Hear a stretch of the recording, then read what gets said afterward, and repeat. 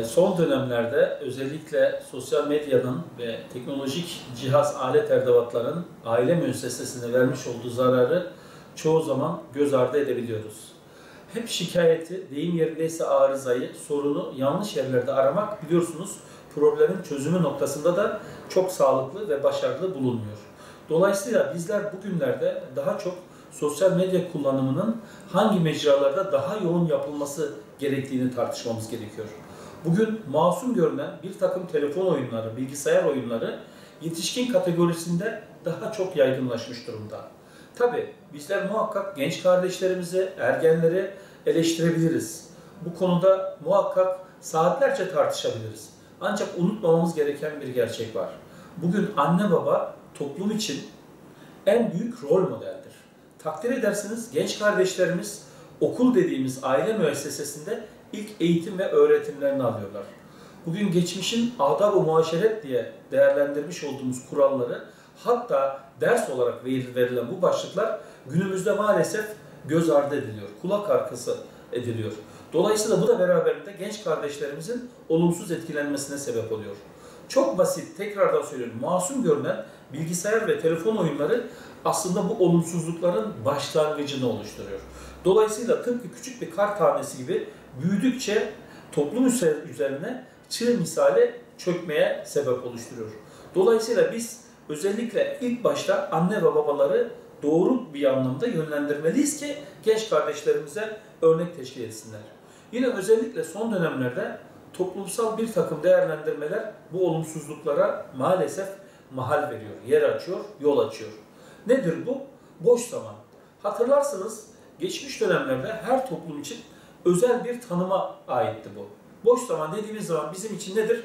Temel sorumluluklarımız, görevlerimiz ve yapmamız gereken şeyleri yerine getiririz. Onun haricinde hobilerimizi gerçekleştirdiğimiz zamandır. Bunun dışında yine kültürel ve inançsal çerçevede değerlendirecek olursak bizim toplumumuzda ziyaretler makbul görür. Yani sıla-i rahim dediğimiz eş dost, akraba ziyaretleri bu boş zamanlar için iyi bir fırsattır. Ve bu sıla-i rahim sayesinde insanlar birbirini görme, ölçme, değerlendirme, işte katkıda sunma, bulunma vesaire sadece sohbet anlamda değil, sanatsal, kültürel, bilimsel paylaşımlarını da bu sayede hayata geçirmektedirler. Ancak maalesef son dönemde boş zaman kavramı artık insanların tamamıyla afaki değerlendirmeleriyle ortaya çıkıyor. Bu ne demek? İnsanlar istediği takdirde boş oluyorlar, istemediği takdirde çok yoğun olduklarını iddia ediyorlar. Peki bunu bilimsel olarak nasıl açıklayacağız? Bugün biliyorsunuz istatistiksel rakamlara baktığınız zaman sosyal medyada geçirilen süreler çok vahim süreler. Bugün bir yetişkinin ortalama 2,5-3 saatten aşağı düşmediğini biliyoruz biz. 2 saat 40 dakika gibi bir rakam telaffuz ediyor ama bu biliyorsunuz yani iyileştirilmiş rakamlar. Bugün günde 3 saati haftalık takvime değiştirecek olursanız 3 kere 7 21 bu bir bireyin haftada bir gününü tamamen sosyal medyaya harcadığını gösterir. Bakın yatmadan, yemeden, içmeden, uyumadan. Bu bize neyin mesajını veriyor? Bunun üzerine boş zaman eklediğiniz zaman aslında toplumsal anlamda istemediğiniz kadar boş zaman var. Siz bu boş zamanı eğer müsbet manada kullanmazsanız, bırakın eğitime, bilime, sanata, kültüre, çocuklarınızla birlikte geçirmezseniz doğal olarak genç bireylerin de sosyal medya alışkanlıkları artacak ve buna mukabil olumsuz bir takım tutum ve davranışları transfer etmesi de takdir edersiniz kolaylaşacaktır. Şimdi son minvalde söyleyeceğimiz en önemli husus da özel hayat ve mahremiyet kavramı. Takdir edersiniz sosyal medya, elektronik ortamda insanların psikolojik anlamda gerçek yaşama göre daha cesur olduklarını biliriz. Yazınsal olarak da dikkat ederseniz insanlar birbirine yüz yüze ifade edemeyeceği ifadeleri, kavramları öyle değil mi? Yazılı metinlerle, mesaj aracılığıyla çok rahat aktarabiliyorlar, iletebiliyorlar. Özellikle çok samimi iki arkadaşın elektronik ortamda öyle değil mi? Yazılı mesajlarla tartıştığına hatta çok ciddi sorunlar yaşadığına tanık oluyoruz. Mahremiyet dediğimiz zaman çok affedersiniz toplumda hep cinsellik akla geliyor. Mahremiyet cinsellik değildir. Mahremiyet bilinmemesi gereken, saklı kalması gereken kavramların sınırlarının belirlenmesidir. Bu ne demektir? İki arkadaşın kendi arasında yapmış olduğu özel görüşme mahrem bir husustur. Aynı şekilde iki kurum arasında kalması gereken bir bilgi notu mahrem bir nottur. Mahrem bir bilgidir. Ancak maalesef son dönemde biz mahremiyet kavramını çok aşmış olduk. Yakın zamanda tanık oluyoruz. Adab-ı muaşerete uygun olmayan, sokak ortasında çok affedersiniz aile yapısını hiçe sayan, kültürü, ahlakı yoka sayan tutum ve davranışlar görüyoruz. Hatta çoğu zaman toplumsal manada vatandaşların uyarma gereğiyle, yani onları uyarmasıyla sorun çözülmeye çalışıyor. Ancak bu belli ki kanun hükmünde bir takım yapılanmalarla ancak yine yoluna girecektir. Dolayısıyla gündelik hayatta karşılaşmış olduğumuz birçok sorunun, hatta bir adım ileri taşıyorum, adli vakaların bile temelinde sosyal medyada geçirilen gereksiz zaman ve bu sosyal medyada geçirilen gereksiz zamanın başta toplumu oluşturan aile müessesesi olmak üzere tüm toplumun temelden sarsılmasına neden oluyor. Konuşmamın başında da söylediğim gibi biz çoğu zaman sorunu, problemin kaynağını çok farklı yerlerde arıyoruz. Bugün aile müessesesinin korunmasını konuşacaksak önce Türkiye'de sosyal medya müessesesini konuşmamız lazım.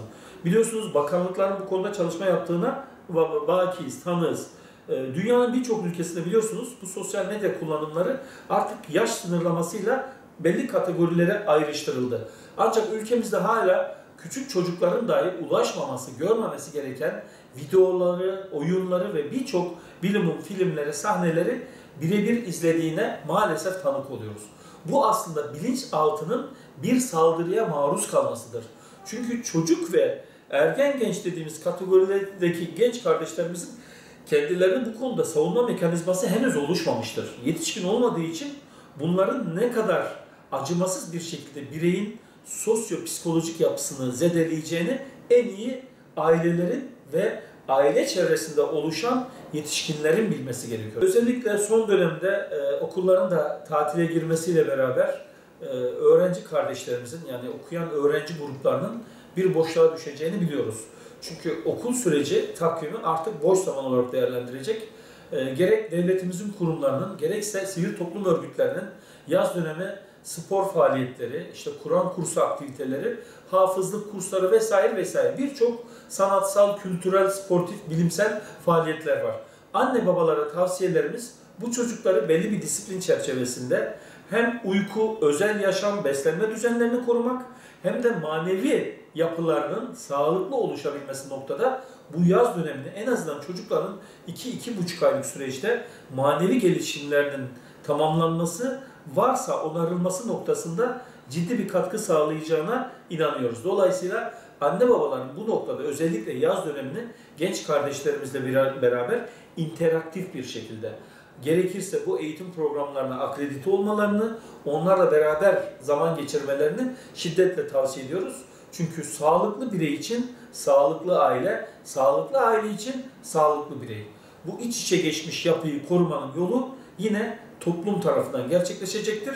Toplum dediğimiz zaman aile dediğimiz zaman da ailenin yönetiminde anne babaların ne kadar önemli olduğunu bir kez daha burada fark edebiliyoruz. O yüzden özellikle yaz tatili sürecinin genç kardeşlerimiz tarafından sağlıklı bir şekilde geçirilmesi onların hem okul hayatına hem de gelecek yaşamlarına doğrudan olumlu anlamda ciddi katkılarda bulunacaktır.